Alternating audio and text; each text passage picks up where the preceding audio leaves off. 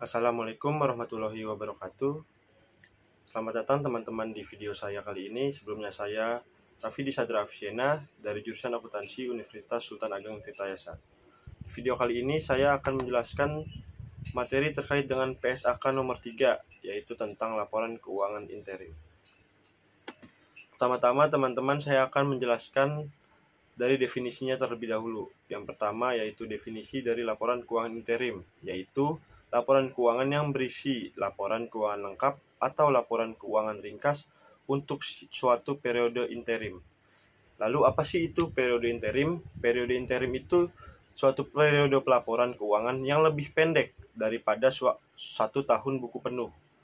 Memang biasanya entitas itu menyajikan laporan keuangan tahunan, namun entitas yang terdaftar di BEI juga wajib untuk melakukan pelaporan keuangan interim, yaitu pelaporan keuangan yang jangka waktunya kurang dari 1 tahun, biasanya tengah tahunan atau per kuartal, atau biasa yang kita sebut triwulanan.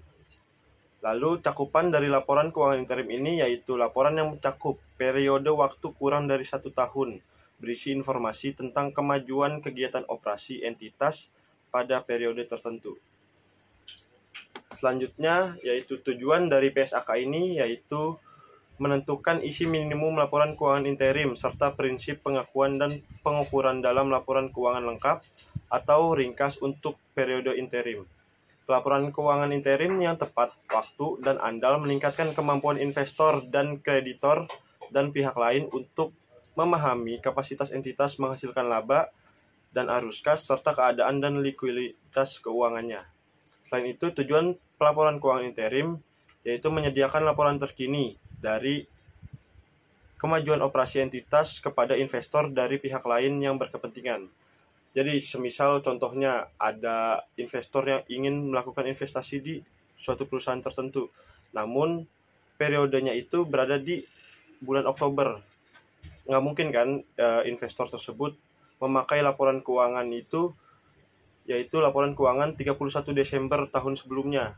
Nah itu kan udah jangka waktunya udah lama banget, jadi mau nggak mau entitas ini harus menyediakan laporan keuangan terbaru, yaitu laporan yang disebut laporan keuangan interim, yang biasanya jangka waktunya tengah tahunan atau 1-6 bulan, biasanya Januari sampai Juni, lalu Juli sampai Agustus, atau triwulanan, Januari sampai Maret, lalu April sampai Juni, lalu Juli sampai Oktober, dan Oktober sampai Desember. Lanjut ke slide selanjutnya yaitu dasar pelaporan interim. Jadi kenapa sih harus ada laporan keuangan interim? Itu ditentukan oleh 3 lembaga, yaitu yang pertama Bapepam LK, karena Bapepam LK ini mengharuskan perusahaan publik untuk menyerahkan laporan keuangan reguler baik tahunan maupun tengah tahunan. Nah, jadi untuk Bapepam LK ini perusahaan wajib menyajikan laporan keuangan tengah tahunan. Jadi nggak harus triwulan. Namun untuk peraturan dari BEI atau Bursa Efek Indonesia mewajibkan seluruh perusahaan terdaftar di Bursa Efek untuk menyerahkan laporan keuangan kuartal. Nah, kuartal ini itu yang dimaksud itu ada 4 kuartal dalam 1 tahun. Jadi triwulan, setiap 3 bulan sekali perusahaan harus melakukan pelaporan keuangan interim. Dan yang ketiga itu dari AIPO, perusahaan wajib menyerahkan laporan keuangan interimnya jika pada saat pendaftaran tersebut dilakukan setelah lebih dari 180 hari dari tanggal penerbitan laporan keuangan tahunan terakhir. Nah, AIPO ini dan Bapepam LK sama, yaitu laporan tengah tahunan. Selanjutnya, komponen-komponen minimum dalam laporan keuangan interim. Yang pertama ada laporan posisi keuangan ringkas. Yang kedua, laporan laba rugi dan penghasilan komprehensif. Ketiga, laporan perubahan ekuitas ringkas. Dan yang keempat, laporan arus kas ringkas. Serta yang terakhir, catatan penjelasan tertentu atau yang biasa disebut dengan CALK, catatan atas laporan keuangan.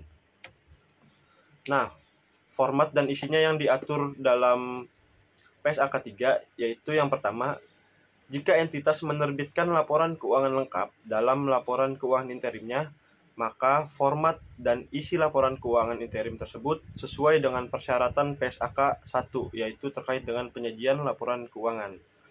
Lalu, ketentuan yang kedua, yaitu jika entitas menerbitkan laporan keuangan ringkas dalam laporan keuangan interimnya, maka laporan keuangan ringkas tersebut mencakup hal-hal yang minimum yang tadi saya sebutkan, yaitu tentang komponen-komponen minimum dalam laporan keuangan interim. Nah, setiap judul dan subjumlah yang termasuk dalam laporan keuangan tahunan terkini dan catatan penjelasan termasuk dalam laporan keuangan tersebut. Ditakutkan ada kelalaian untuk mencantumkannya akan menyebabkan laporan keuangan ringkas tersebut yang berada dalam laporan keuangan interim menjadi menyesatkan bagi para pengguna laporan keuangan. Dan yang ketiga yaitu dalam laporan keuangan yang menyajikan komponen laba rugi untuk periode interim, entitas menyajikan laba per saham dasar dan dilusian untuk periode interim tersebut jika entitas termasuk dalam lingkup PSAK nomor 56 terkait dengan laba per saham. Dan yang terakhir, jika suatu entitas menyajikan pos-pos laba rugi dalam laporan laba rugi terpisah sebagaimana dideskripsikan di PSAK 1 terkait dengan penyajian laporan keuangan paragraf 10A, maka entitas menyajikan laba per saham dan dilusian dalam laporan laba rugi terpisah.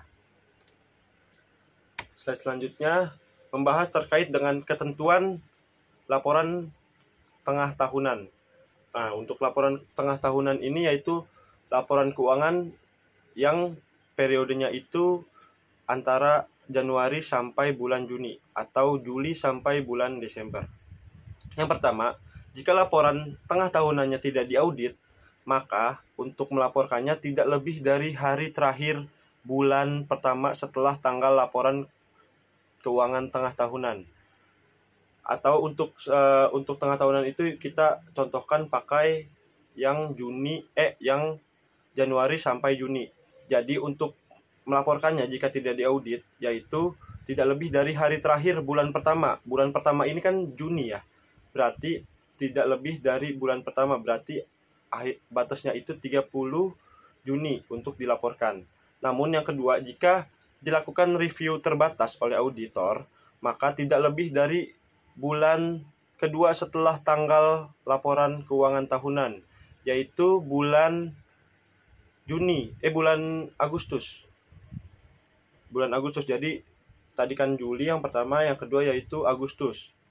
Nah, jika laporan keuangannya diaudit oleh auditor, maka tidak lebih dari hari terakhir bulan ketiga setelah tanggal laporan keuangan tahunan, yaitu bulan September, 31 September. Lanjut ke pembahasan selanjutnya yaitu terkait dengan standar pelaporan keuangan interim. Yang pertama itu bentuk laporan keuangan interim sama dengan bentuk laporan keuangan tahunan. Jadi untuk laporan keuangan interim ini memang formatnya itu sama, kurang lebih sama dengan laporan keuangan tahunan, namun periodenya memang berbeda. Itu biasanya per kuartal atau per triwulan dan per tengah tahunan.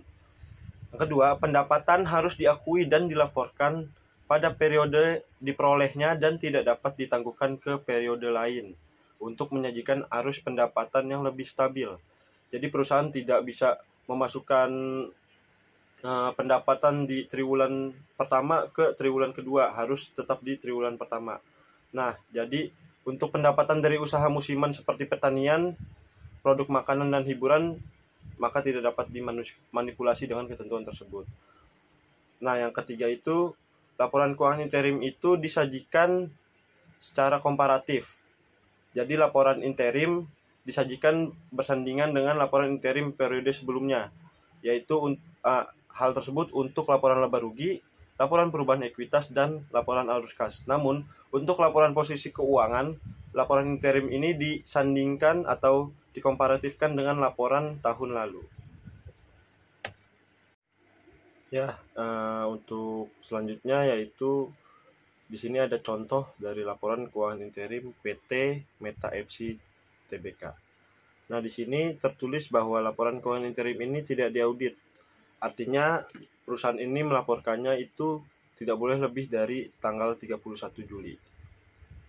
karena laporannya tidak diaudit. Yang pertama, contoh laporan posisi keuangan interim. Nah, di sini bisa kita lihat bahwa laporan keuangan interim, laporan posisi keuangan itu disandingkan dengan laporan tahunan tahun sebelumnya, yaitu 31 Desember 2018. Di sini laporannya yaitu laporan tengah tahunan, yaitu 30 Juni. Selanjutnya ada laporan laba rugi dan penghasilan komprehensif lain interim. Berbeda dengan laporan posisi keuangan, nah untuk laporan laba rugi dan laporan-laporan lainnya itu disandingkan atau dibandingkan dengan laporan keuangan interim tahun sebelumnya, bukan laporan keuangan tahunan tahun sebelumnya. Itu. Nah, ini bisa teman-teman lihat. Berikutnya ada laporan arus kas. Bisa teman-teman lihat. Sama laporan arus kas juga dibandingkan dengan laporan keuangan interim tahun sebelumnya. Ya, mungkin itu saja penjelasan yang dapat saya sampaikan. Semoga teman-teman bisa memahami apa itu laporan keuangan interim. Terima kasih, kurang lebihnya mohon maaf. Wassalamualaikum warahmatullahi wabarakatuh.